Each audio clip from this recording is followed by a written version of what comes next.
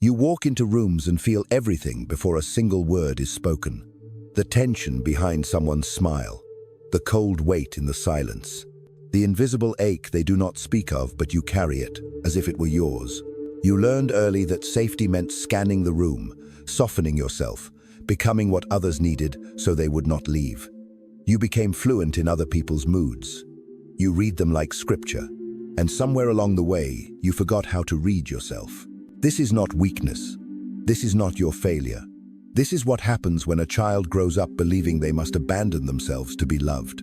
And yet, you wonder, why do I keep attracting the same kind of people? Why do the faces change, but the story remains the same? Why do I fall into arms that later close like cages? The truth is not that you are broken. The truth is that you were shaped, molded, conditioned, not by conscious choice, but by survival. And survival will teach you to bond with what feels familiar, not necessarily with what is kind. You return to what you recognize. That is how the body tries to resolve what the soul could never explain. You are not choosing pain. You are choosing echoes, patterns that look like home, even if home was silence, or fire, or a locked door. You are not weak for seeking connection, even if the connection hurts. You are simply trying to find the original story. So maybe this time, you can rewrite the ending. But this is only part of the truth. There is a deeper reason you find yourself pulled toward people who do not see you. Or worse, people who only see the version of you that hides. It is not love that keeps you there. It is a question you have not yet answered. The question is quiet, but it governs everything. It sounds like this: if I am fully myself, will they stay?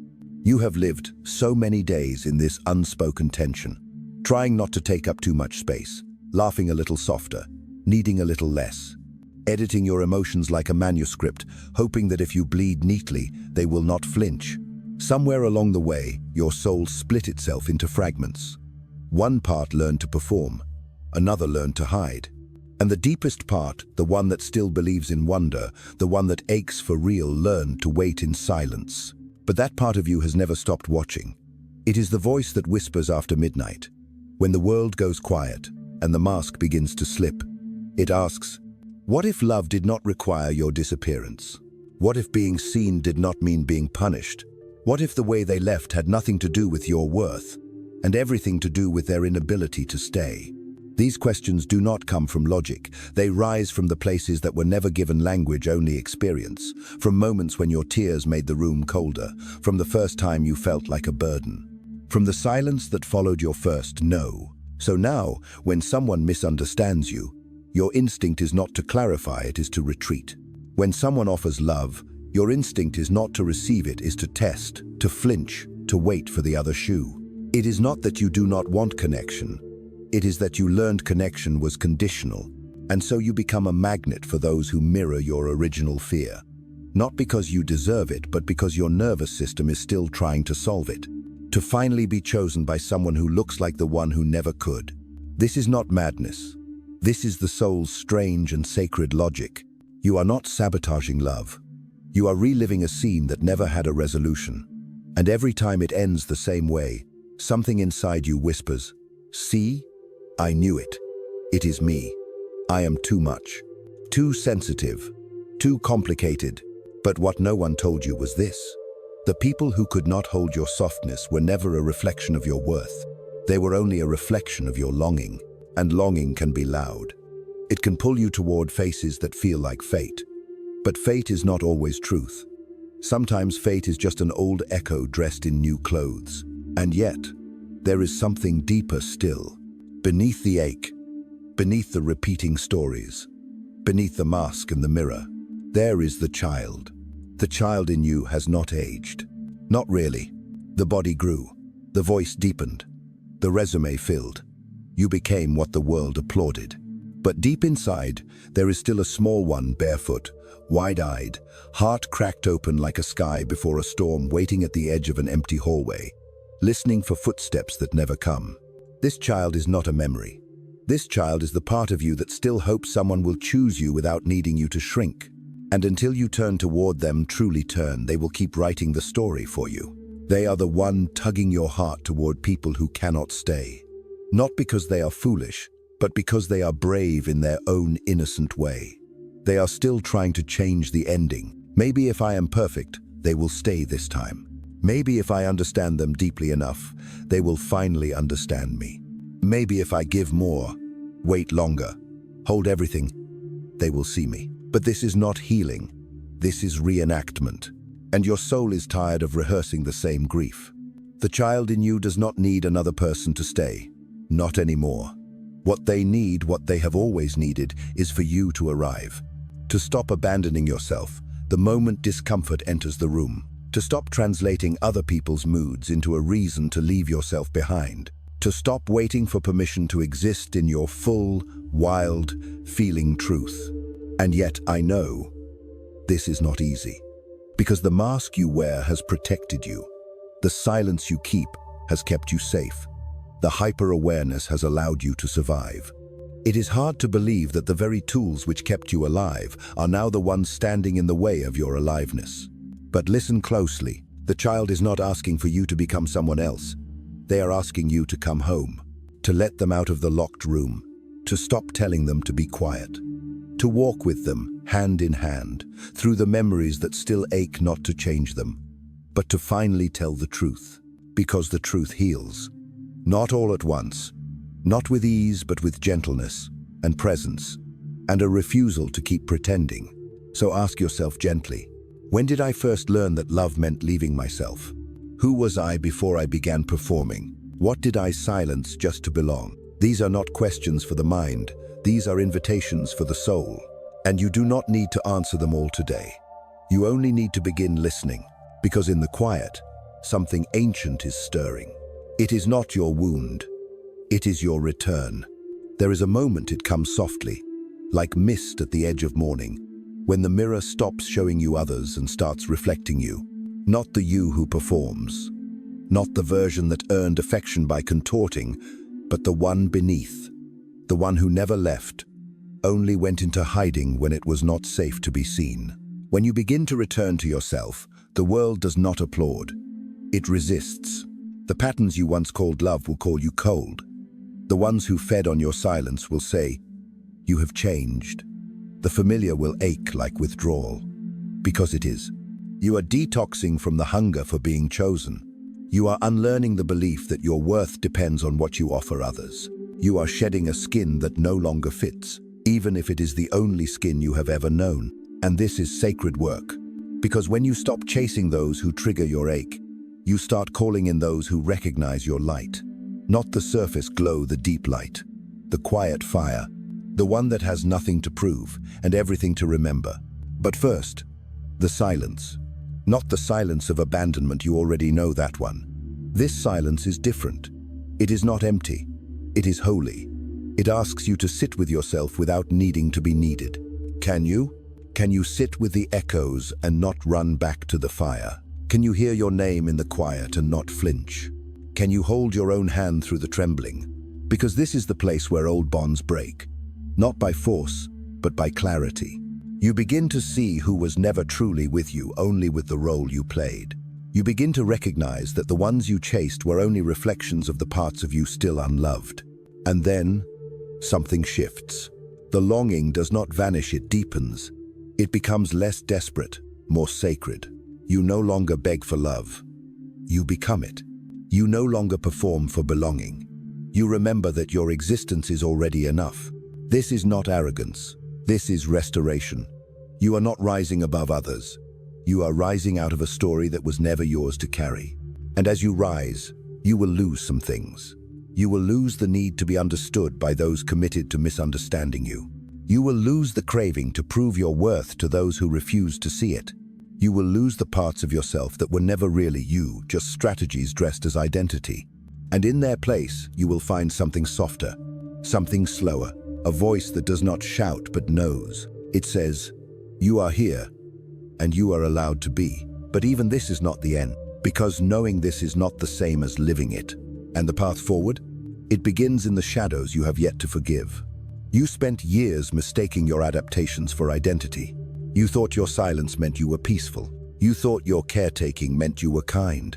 You thought your exhaustion meant you were strong. But beneath each of these, there was a whisper.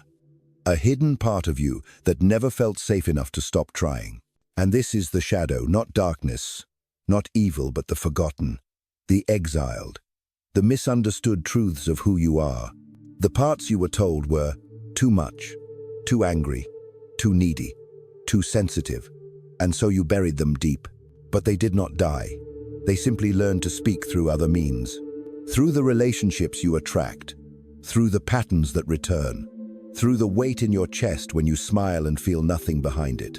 And when you ask yourself, why do I keep ending up here? It is the shadow answering, because you never let me speak in any other way. You see, the parts of you that you reject are not gone. They are in the people you choose. They are in the moments you abandon yourself. They are in the tears that rise for no reason and the rage you cannot explain. They are not trying to hurt you.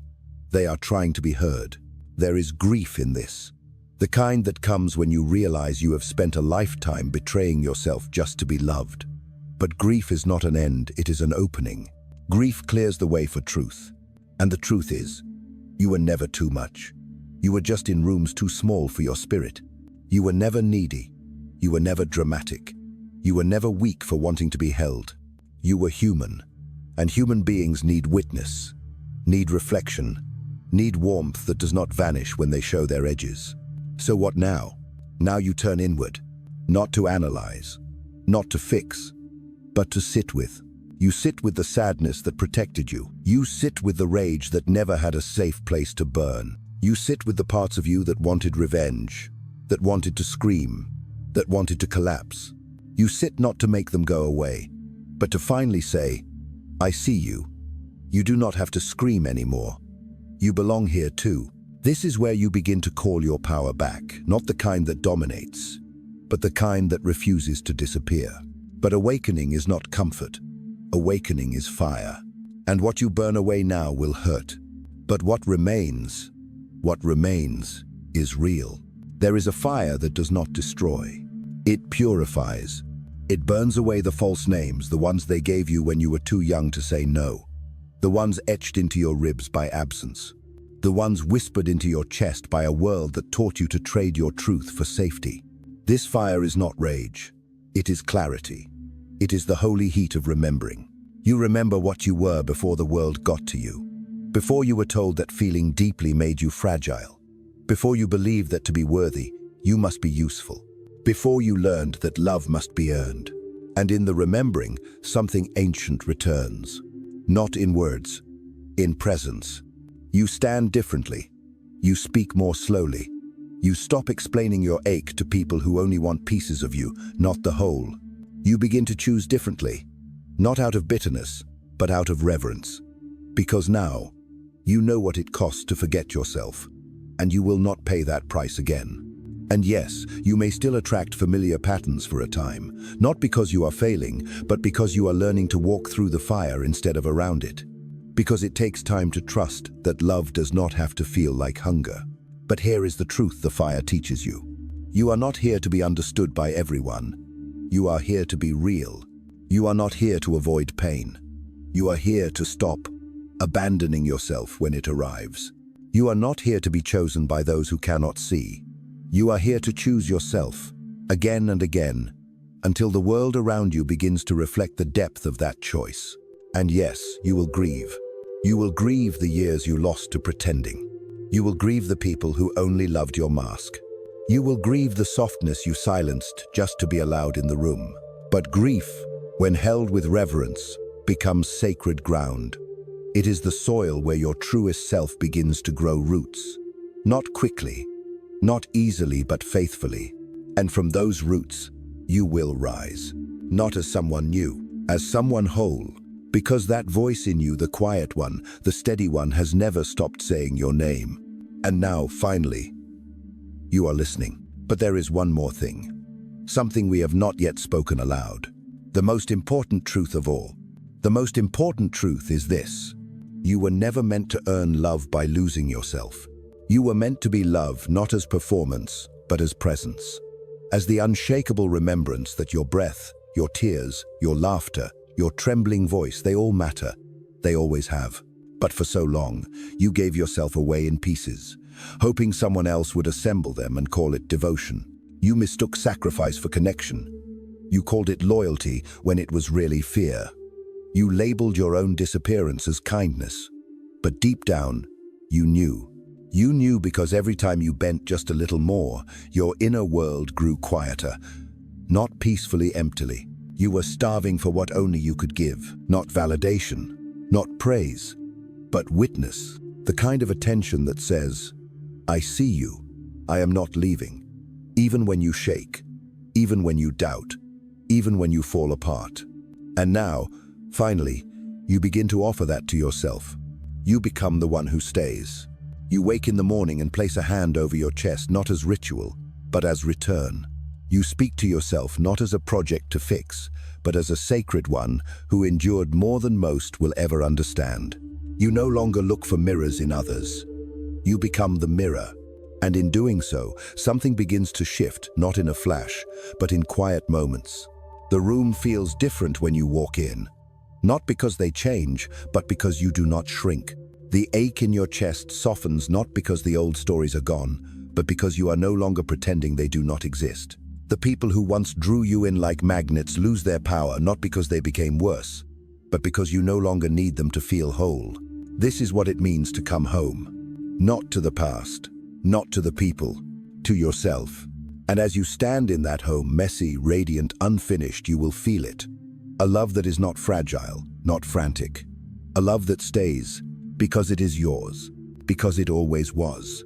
And now, as you begin to live from this place, not perfectly, but honestly, you become an invitation, not for those who want to consume you, but for those who recognize the quiet fire in your eyes and say, there you are. I have been waiting for you to remember. This is not the end. This is the threshold. Now, step forward. Share this with someone who needs to hear it. Leave a comment about your journey. Someone may need to read it. Subscribe if you are ready to grow through this together.